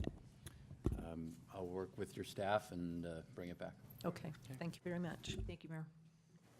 Item number 13, Community Development Block Grant, CDBG Action Plan Amendment for fiscal years 17-18. Our staff report this evening will be provided by Tracy Smith, our management analyst, and this is a public hearing. I would like to declare the public hearing open. Tracy? Thank you. Good evening, Mayor and council members. The Development Services Department is proposing a substantial amendment to the 17-18 CDBG Action Plan to reallocate a total of $258,913. As detailed in Exhibit 1, this includes $187,913 of unexpended prior year funds, which will increase project funding for CIP, streetlight, and sidewalk projects by $65,000 and $122,000 respectively. It also includes a $61,000 balance transfer of unexpected funds from economic development to sidewalks and $10,000 from the canceled Food for Life project to the Human Services Program. In compliance with the city's approved citizen participation plan, staff provided a 30-day public review as well as notice of tonight's public hearing published in the Chino Champion on April 28th. No written comments were received. Following adoption of the amendment, The revised one-year annual CDBG action plan for 2017-2018 program year will be submitted to HUD for its review and approval. This concludes my report if there are any questions. Thank you, Tracy. Do any members of the council have questions? Okay, are there any members of the public that have any questions or comments on this item? Okay, seeing none, we will close the public hearing.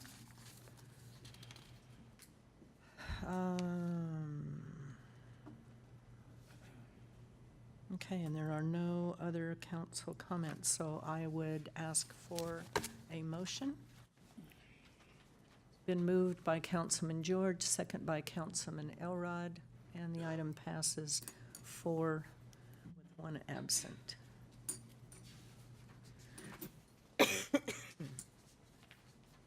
Next item is item number 14, adoption of Chino School House Museum Project Negative Declaration, adoption of PL 18-0002, General Plan Amendment, and introduction of Ordinance Number 2018-005, PL 18-0003, which is a zone change. Our staff report this evening will be provided by our Development Services Director, Mr. Nick Lagori, and prior to his report, I will open the public hearing. Nick? Thank you, Mayor and council members. The city recently took over the ownership and operation of the Chino Old Schoolhouse Museum from the Chino Historical Society. During that time, there's been a lot of activity with the Historical Society, working with the city to figure out how to continue to improve and enhance visitor experience provided at that facility. The property is currently zoned in the RD 4.5 residential zone, which has certain constraints on the improvement and development of the property. When the city did its 2010 general plan update, because the property was not owned by the city but was privately owned, the decision was made to leave the residential zoning in place. However, since the city has taken that over, the city and the Historical Society have asked if the zoning could be changed to an open space recreational zoning, which is the same zoning on the adjacent parcel of the community building. This change in zoning would allow for other development on the Old Schoolhouse Museum property, and it will allow it to be fully utilized by the city to enhance a visitor experience, potentially putting some other structures for exhibition of larger equipment and historical artifacts. And so staff has brought this to the Planning Commission. The Planning Commission recommended unanimously in changing the zoning and general plan for the property from RD 4.5 residential to recreation open space. A negative declaration was prepared for the project, which shows that there's no impact from a CEQA standpoint. I would like to call to the council's attention one change in the title of the ordinance. It refers to an older ordinance that was the adoption of our zoning map. The ordinance should actually be the 2010 ordinance, which was a comprehensive zoning update that the council did at that time. And so that'll be a minor language change that will appear in the final ordinance. So in conclusion, staff would recommend that the city council conduct a public hearing and that the council approve a change to the zoning from RD 4.5 to OS1 and to the general plan from RD 4.5 residential to recreation open space, and adopt a mitigated negative just a negative declaration, and then approve the introduction of ordinance number 2016-005. That concludes my report. I'd be happy to answer any questions. Okay, Nick, you said 2016-005? The ordinance is 2016-005 that we're asking the council to introduce. Okay, but you had mentioned 2010. Correct. In the title of the ordinance, and I'm pulling it up right now. It references a prior ordinance number 8912. Correct, and it should reference ordinance 2010-006. Okay. Any questions of staff? Tom? Yeah, I think, the Historical Society, the museum is definitely one of my favorite things that is in Chino. I'm telling everybody out there, if you've not been to the museum, you got to go. It's just, since we rededicated about a year and a half ago, it's just got some great stuff.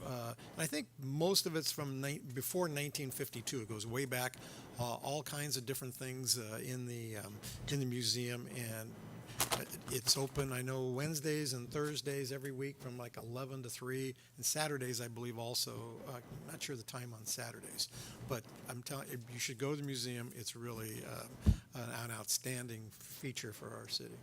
That's all I have. Okay. Are there any members of the public that wish to speak on this item? Okay, seeing none, then we'll close the public hearing.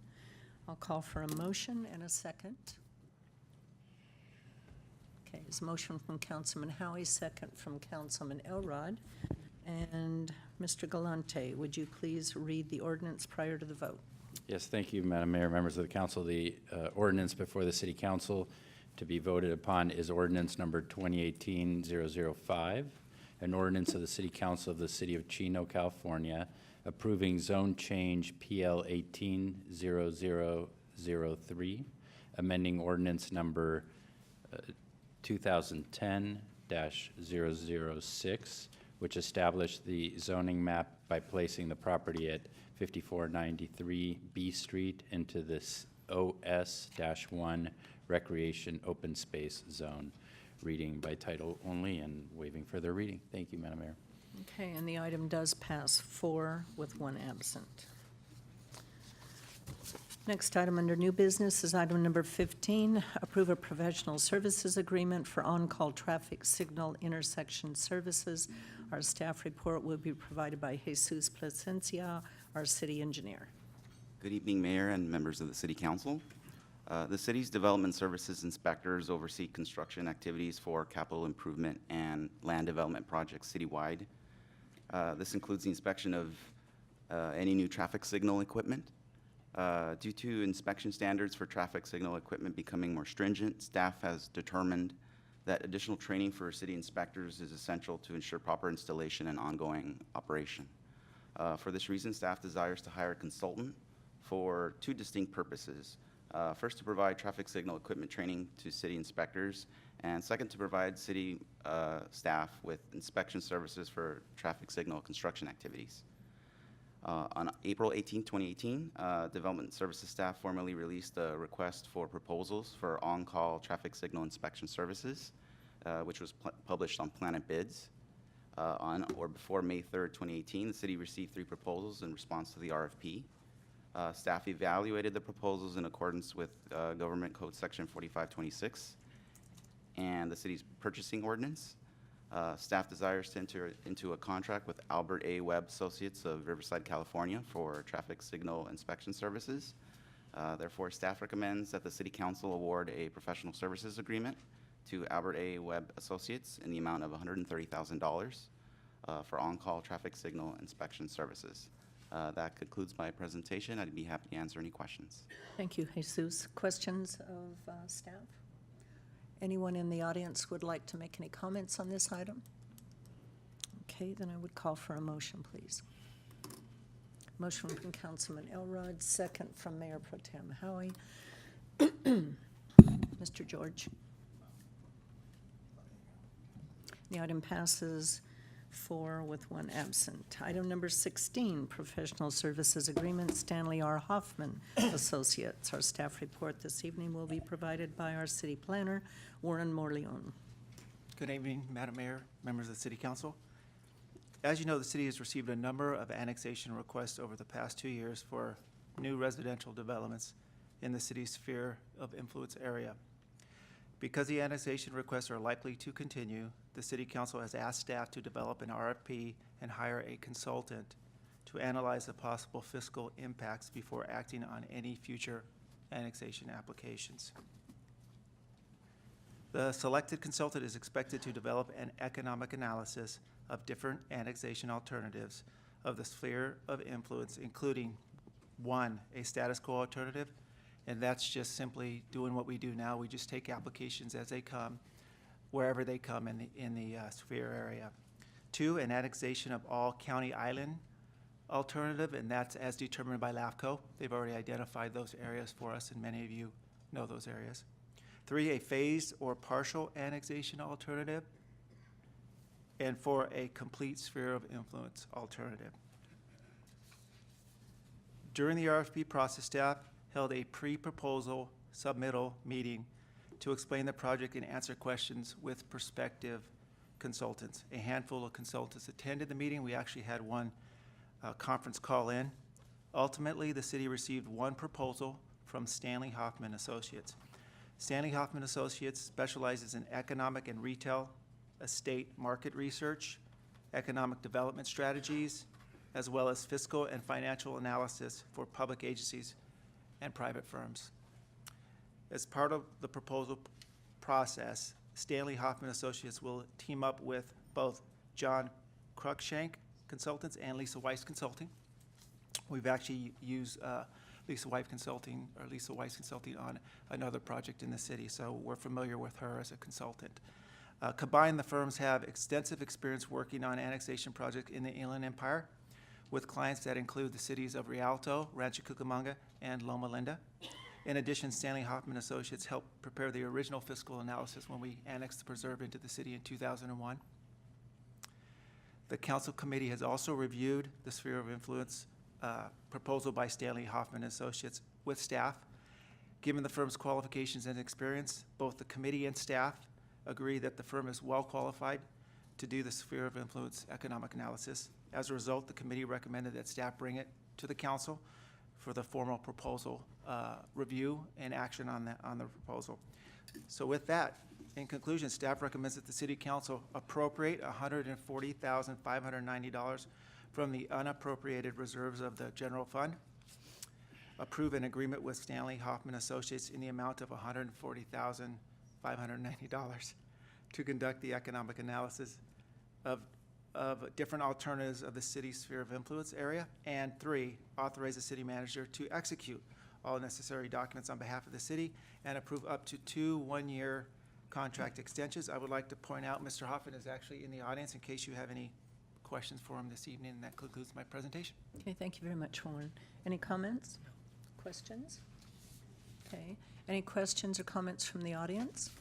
Okay, then I would entertain a motion. Motion from Councilman Earl Elrod, second by Councilmember George. What's in that coat? Nothing, it's just Pepsi, I'm just tired. Okay, the item passes 4 yes with 1 being absent. Item number 17, professional services agreement with Standard Insurance Company for disability benefits. Staff report this evening by our senior human resources analyst, Mr. Richard Knott. Madam Mayor, council members, good evening. Tonight's report is regarding the city's agreement with the Standard Insurance Company and their handling of employee disability claims. Back on November 3rd, 2015, and as a result of city council approval, the city contracted with the Standard to administer all aspects of non-work-related disability claims by employees. It was later decided that it would be fiscally beneficial and just simply prudent to have a third-party administrator process these claims as they contain certain medical diagnoses and other confidential information from our employees. The cost for this one-year contract will not exceed $165,000 for the 18 and 19 fiscal year, and funds have already been budgeted for this item. Prior to the Standard taking over these functions, the city's average cost was just over $169,000, but the average annual cost since then, for the last 3 years, is approximately $155,000, so there has been some savings. And as a result of this, city staff is recommending approval of the one-year contract with 2 one-year optional extensions to have the Standard continue as the city's third-party administrator with respect to these claims.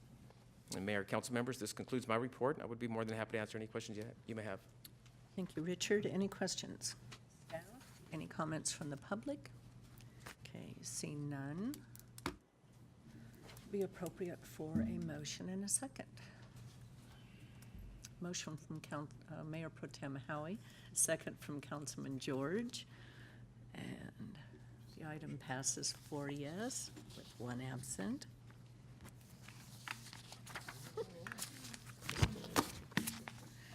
Item number 18, award of contract, bulk hydrochloric acid for water treatment. Our staff report will be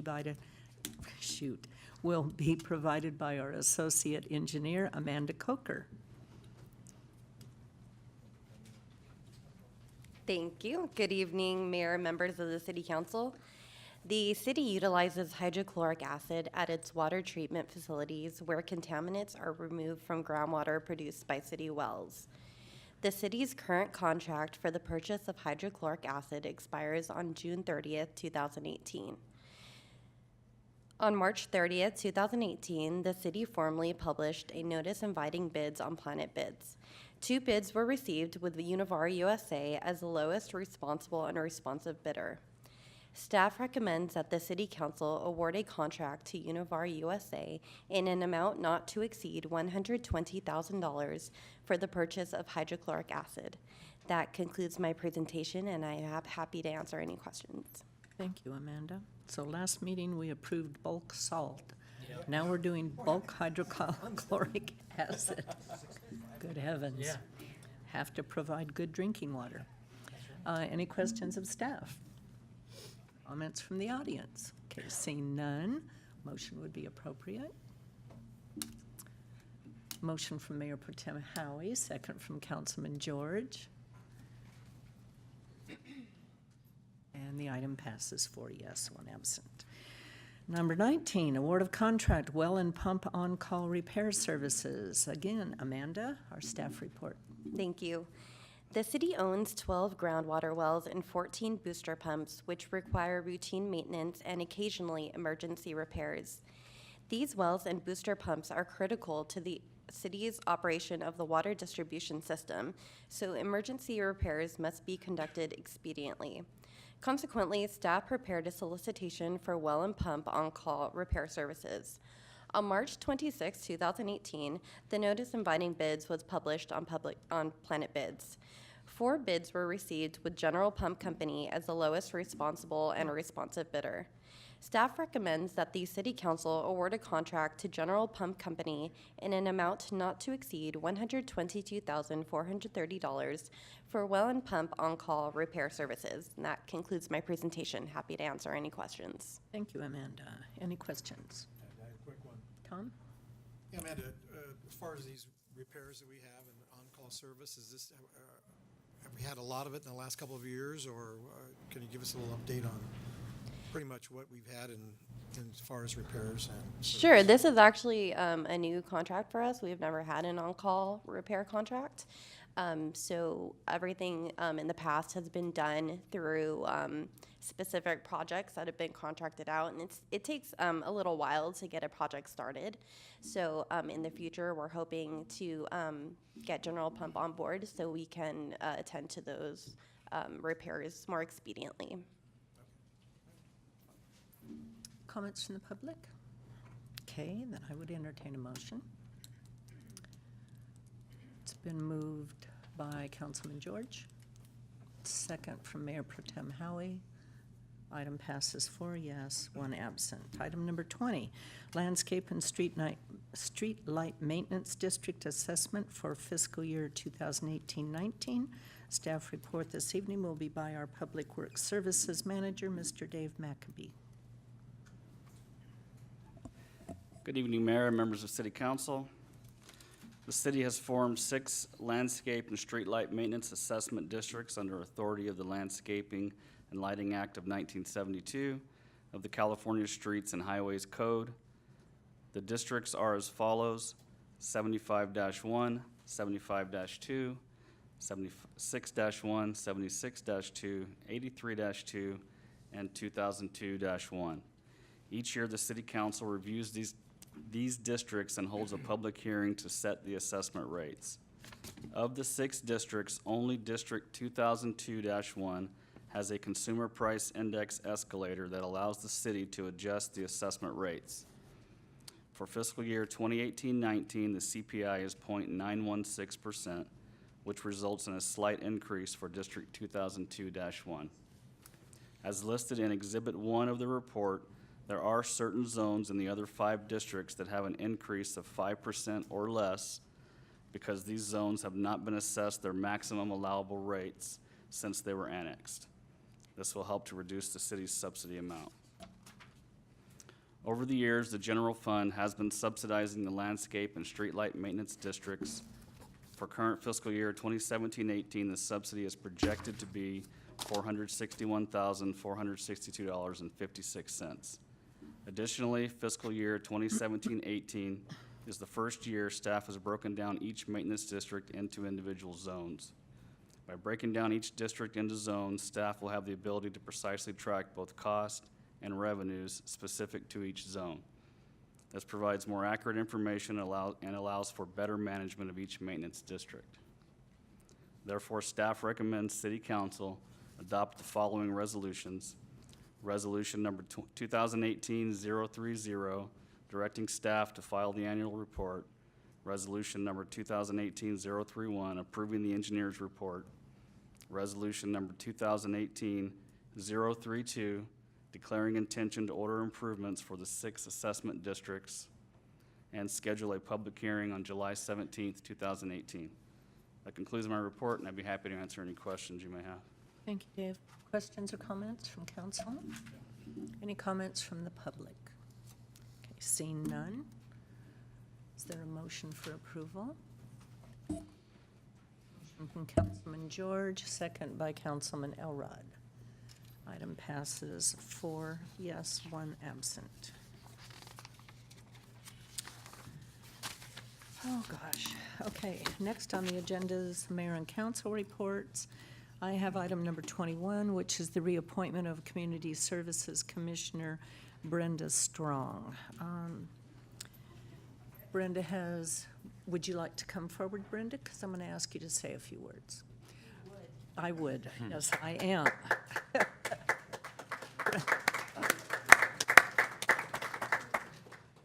Brenda has served our community for years. She wants to. She's been an excellent representative of our city, and this lady attends every council meeting possible, planning commission, community services commission. She's just absolutely everywhere at every function and has been very, very involved. So I very enthusiastically would ask for support of reappointing Brenda until July 1st, 2021. I'd like to make a strong recommendation on this. Okay, I'm going to make the motion, and Mr. Howie is the second. And the item passes 4, and it's unanimous. Ms. Brenda, would you like to make a comment before being sworn in? Gee, I want to thank you very much. I really do appreciate this.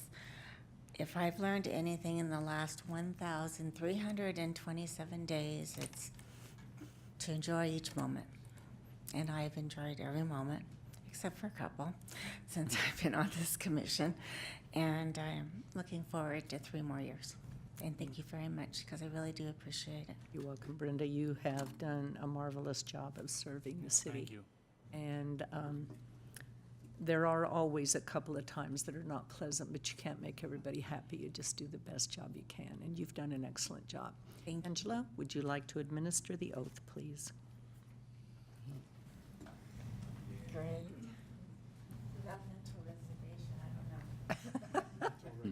That one gets me too. Lots of mental reservations.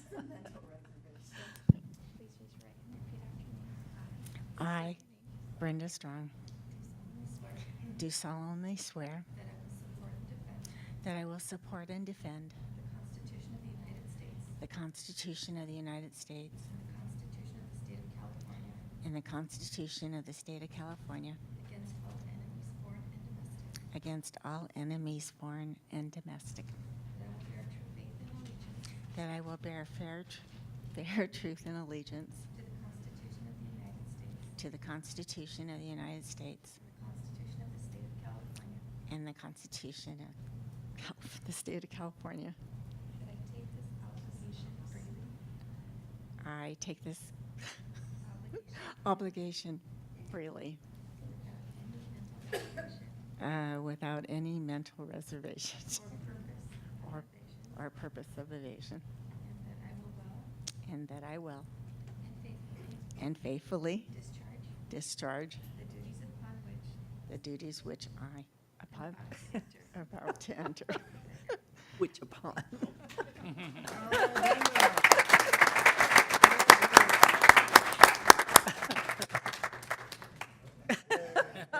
Very good, Brenda, very good. Okay, as we enter the summer months, I want everyone to mark their calendars for some of our great events. First, starting every Friday from June 15th to July 20th, the City of Chino, in collaboration with Waste Management, will hold our annual Chino Summer Nights events. Each event will begin at 6:30 p.m. right here on the City Hall lawn with great food, family fun activities, and retail booths. Of course, each evening will conclude with a great movie as well. The movies planned for this summer are June 15th, The Karate Kid, June 22nd, Hook, June 29th, Beauty and the Beast, July 6th, The Justice League, July 13th, Cars 3, and July 20th, Coco. Should anyone like more information, please call our Community Services Department at 909-334-3258. Also, I'd like to give an early reminder that our annual fireworks spectacular will happen on Saturday, June 30th from 3 to 10 p.m. at Ruben Ayala Park. As one of our most anticipated events, please don't miss out on the family fun, including games and carnival rides, great live music, food vendors, and of course, an outstanding fireworks show. Of importance, please make sure you don't miss out on the show's military recognition portion, which begins at 7 p.m., and the actual fireworks show, which begins at 9 p.m. For more information, please call our Community Services Department at 909-334-3258. And as far as events, since the last council meeting, May 20th to the 22nd, I, as well as Mayor Pro Tem Howie and Councilman George, attended the International Conference of Shopping Centers in Las Vegas. On the 23rd, I attended the Board of Directors for West Valley Mosquito Vector Control District. 24th was the Water Master Board of Directors.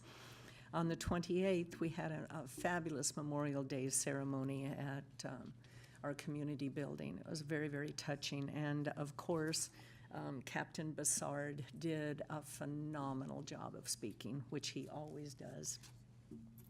And then on the 2nd, I attended an interfaith iftar dinner held at our local mosque on Ramona Avenue, where all different faiths came together and joined in unity. They also celebrated Isaiah's Rock, Charlene King, for her outreach to the poor and homeless.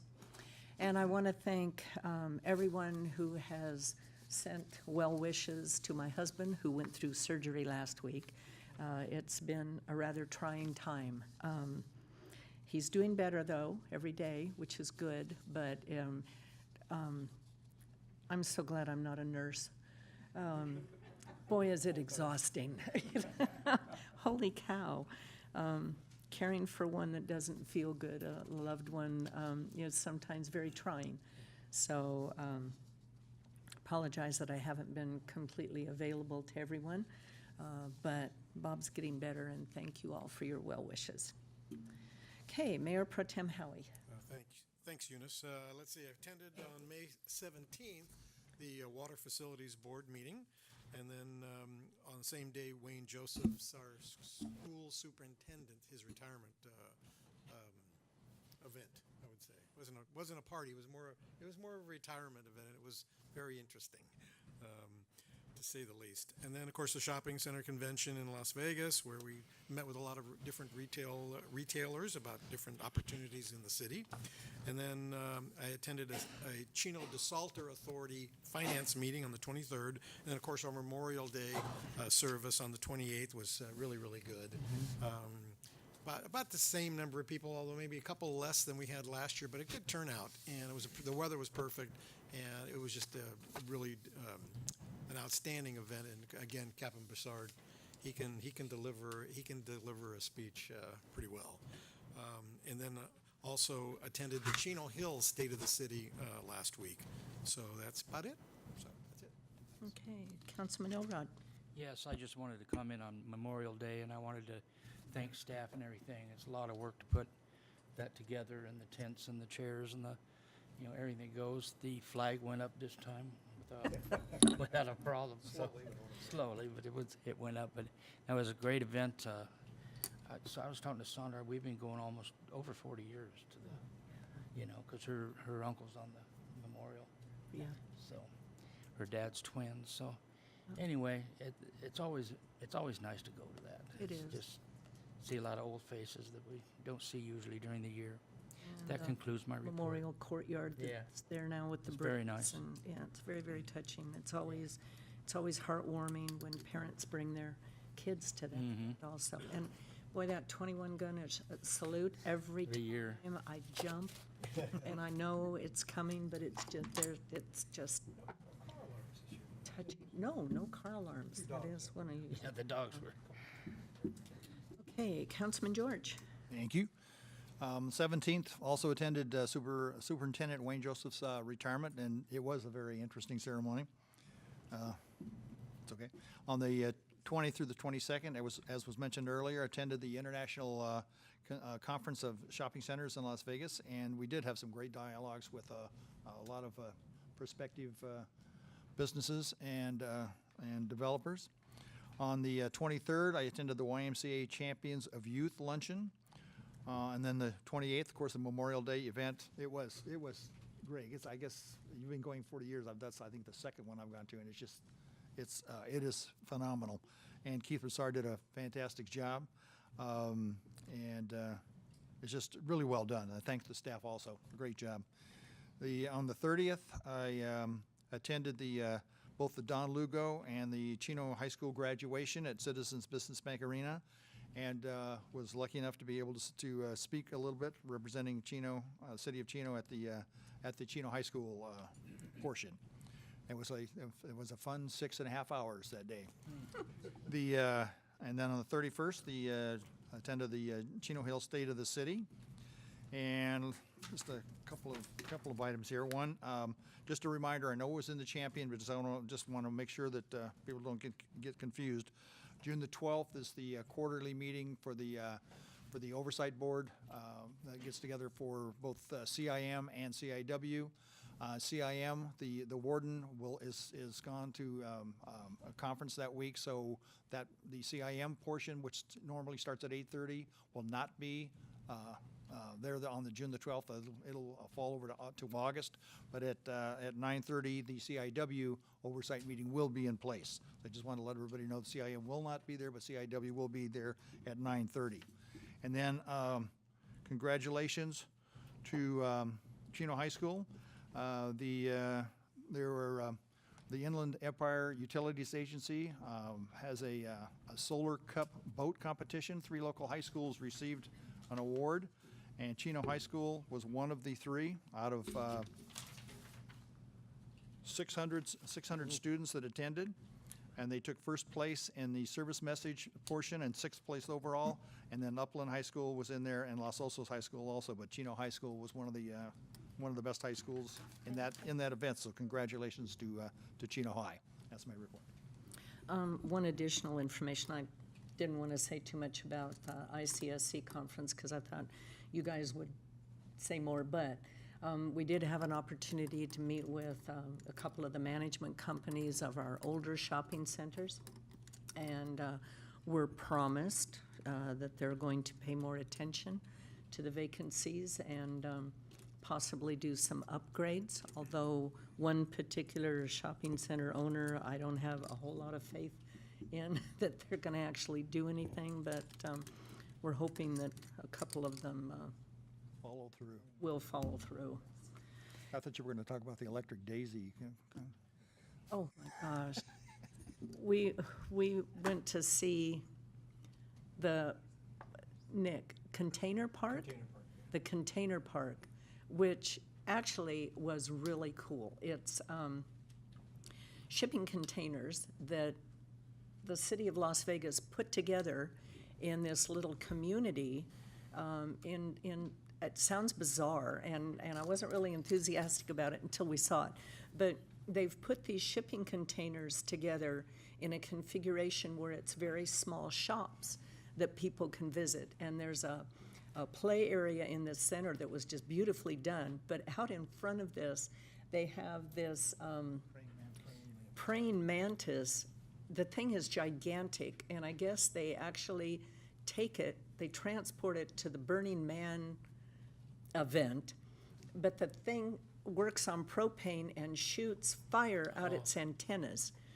It's the most bizarre thing I ever saw, but staff has kind of come up with an idea that maybe we need one of these container little projects at the airport, which would be kind of cool, but instead of a praying mantis, we need a bull, right? With fire coming out its horns. So I don't know if there's going to be any sponsors for something like that, but after I saw it, I was really impressed. I have to say, I thought it was really. So it goes out of the horns, Yeah, not anywhere else? no. God, you're ornery. Okay, our city manager is on vacation. It's his, I think it's 22nd or 20th wedding anniversary, so he's taking his beautiful bride to Alaska. So standing in for our city manager is Chief Comstock. So do you have any city managers report this evening? Madam Mayor, I do not. Your city manager will be back on June 19th, and I will gladly, go back to my duties as your police chief. I will defer my comments tonight to Captain Simmons, who has some brief follow-up for you, Mayor, from the Okay. last council meeting. But see, look at the great experience you're getting. Absolutely, thank you. Yeah. Okay, Fred, any report this evening? No report, thank you. Okay, and Captain West. Thank you very much, Madam Mayor and council. Last council meeting, there was a gentleman who addressed the council reference the issue of homelessness, and I just wanted to come back to the council and share some of his concerns. His concerns was what the city was doing to address those issues. We actually reached out to him directly and contacted him, and were able to share with him, but I wanted to share with you as well. As you know, the police department has formed a homeless outreach team that we work in conjunction with community services in the county. And that team's goal is to assist and provide referrals to services to those who are in need and who are responsive to the help. To date, the team has been able to refer over 30 people to various resources through the Senior Center, NAC, the Hope Family Resource Center, the county, and various church and nonprofits. And on June 26th of this month, we'll be conducting a proactive outreach clinic at the Carolyn Owens building, which is where we go out into the community and we find those who are homeless, and if they're interested, we'll bring them back to the Carolyn Owens, where we'll have a whole team of people that will provide them with resources and help them along the way. And so along those lines, I thought it would be worthwhile just to share a few success stories that we've had in the past year. And one was in December of last year where officers came across a man who was living with his dog in a broken down car. And he wasn't able to move because his car was broken. Our officers were able to connect with him and find a friend of his who lived in Phelan. And the officer provided his own AAA card to get the man's car and him and his dog transported to Phelan to a friend's house. So that was one such story. In another case, we found a couple that was living under one of our underpasses with their dog, and they wanted treatment and help, but because of their dog and their belongings, they were reluctant to go. We were able to get one of our local kennels to take their dog temporarily, get them the treatment, take care of their property while they were in treatment, and then our police officers foundation provided them with gift cards to Target and PetSmart. So those are just a few of the examples that we're doing out there. And we recognize that some homeless people do commit crimes, and if they do, we'll enforce those laws as well. But homelessness itself is not a crime. Any questions on that? No, but thank you very much. All right, and then I wanted to share that last Thursday we had our 29th Citizens Academy graduation, and we graduated 24 community members into that group. And then this month we're hosting our second annual youth mentoring camp, which is run by our school resource officers. It's going to be hosted at Don Lugo High School. It starts, we have 2 sessions this year, one that starts Monday and one that starts the next Monday. So far we have 120 youth from 6th to 8th grade signed up for that program, and we do that in conjunction with the fire department, San Bernardino County, Chino Hills deputies, as well as San Bernardino County probation. And we're still receiving requests, so if anybody's interested in getting their youth into that program, they can contact Officer Dustin Cato at 334-3032. That concludes my report. Thank you very much. Yeah, I live next door to the Lutheran church, and the property wraps around behind my house and the pastor's house there. And Pastor Roy Robbins and his wife attended the Citizens Academy, so he's very, very proud of the fact that he and his wife graduated. And I guess she spoke also at the graduation. Yes, she was one of our keynote speakers, and she did a fantastic job. Pastor Roy was very disappointed he wasn't selected to speak, but his wife did great. Yeah, he's a character, I'll tell you. What a character.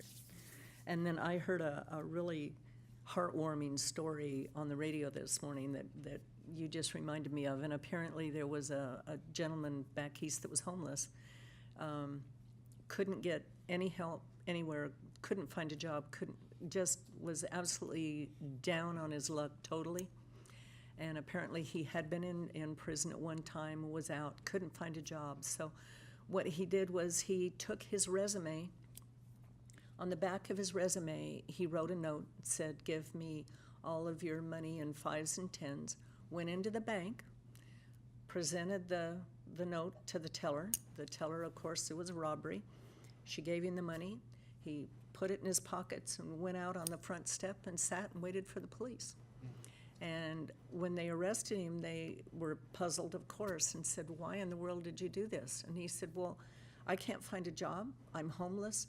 I have nowhere to go, nothing to do. No one will hire me. If I'm in prison, at least I'll have shelter and food and clothing and medical."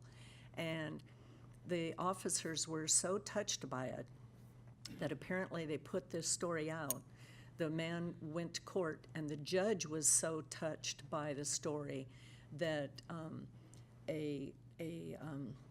I guess it was a manufacturing shop, the owner came forward and he said, "Instead of sending him to jail, sentence him to work for me and I will train him as a welder." And they interviewed the guy and he said, "I love my job, I love my life, I will be here until they kick me out." So here was a guy who really wanted help and no one would do anything for him. So out of desperation, he decided just to go back to jail, and look how it turned out. Yeah, and we're blessed here in the city of Chino with the resources you have provided us. And if people want help, we get them help. You know, and the hard part is those who, because of drug addiction or mental illness, who we can't get into those treatments, but we still continue to work on them and get them there. But if they want help, there is help out there, and we do our best. And each year we do our point-in-time homeless count, and in 2017, that number was at 28, and this year we recently did it, and it was at 23. So we are making progress, and we're going to continue to work at that. Thank you very much. I know there are many, many compassionate people in our community, and many wonderful nonprofit organizations that reach out. But like you pointed out too, and it was heartbreaking to hear the speakers today in public communication, what do you do with mental illness when the person refuses help? You know, and if it crosses that line into the legal realm, then something can forcibly be done. But if there isn't anything legally that is a law that's being broken, how do you help someone who doesn't want help? It's a problem. It's a very difficult process, and we are working at that, and There is legislation out there that's to allow us to do conservatorships and things like that for those who need it. So we're making progress, and I know it's not as fast as people would like, but we're doing our best, and we'll continue to try. Thank you, Wes. Earl? Yeah, Chief, we've got a new LAPD chief, huh? Yes, we do. Mike Moore. And did you realize he's Basque? Oh, my goodness, I did not. Yes. Oh, dear. Yes. Things are looking up for LA, yeah. Yeah. Oh, my goodness. Okay, fire chief's not here. Do we have any report this evening? We do, all right. Good evening, Madam Mayor and City Council, and Chief Comstock. I'm Kyle Collins with Chino Valley Fire District. I just wanted, now that we're in June, wanted to remind the citizens of Chino and Chino Valley in general that to be cognizant of weed abatement and defensible space around their home, as well as drowning prevention. Now that kids are swimming in pools, that's always a concern for us in EMS. They can go to our website at chinovalleyfire.org. They will find a community relations tab under which they'll see a video gallery. In the video gallery, they'll find multiple public safety announcement videos that we'd like them to watch. One, of course, is in weed abatement and defensible space, and the other is on drowning prevention. They're short PSAs, but I think they're really valuable for folks to learn what is defensible space, how does it help the fire department, why does it help a property owner to do that with their property, and it definitely helps us control fires here in the Chino Valley. And of course, drowning prevention is something that unfortunately seems to happen every year in Chino and Chino Hills, and we would love to go a year without that happening. So if people would watch that as well, we'd appreciate that. In addition, on the website, in a previous council meeting, Mayor Uloa asked me about CPR specifically. I didn't have a very good answer for you, so I'd like to amend that tonight to say that on our website, there's a CPR first aid tab that they can go to, and that will take them to an area where they can actually sign up to take a CPR class. It really is a two-part class. The first part is a web-based class they take with a test. The second part is a training, attending a phase 2, which is actual classroom. Those are upcoming on July 14th, September 22nd, and November 3rd. Those take place at the Fire District Training Center over on Schaefer from 9 to 11. Those are all Saturdays. So the course fee is $65 to attend. So that's both CPR and first aid. And most folks really do enjoy the training portion. We have some very great instructors, and they enjoy interacting with the public, and they're very good at what they do. So I'd encourage all members of the Chino Valley to become CPR certified. Okay, and do they take the online course first before taking the physical Correct. training? Yes, so they do that at their leisure from home, and once they've taken that class and they feel comfortable, they take the test. They can actually retake the test several times until they are able to pass that test and get a certificate, and then they bring that certificate to the phase 2, which is the skills testing. Okay, great. Thank you very much, Kyle. Okay, thank you very much. Any questions? Any questions? Okay, then we will adjourn to our next regular meeting that will be held on Tuesday, June 19th at 7 o'clock here in the council chambers, and if necessary, closed session will start at 6. With that, we are adjourned.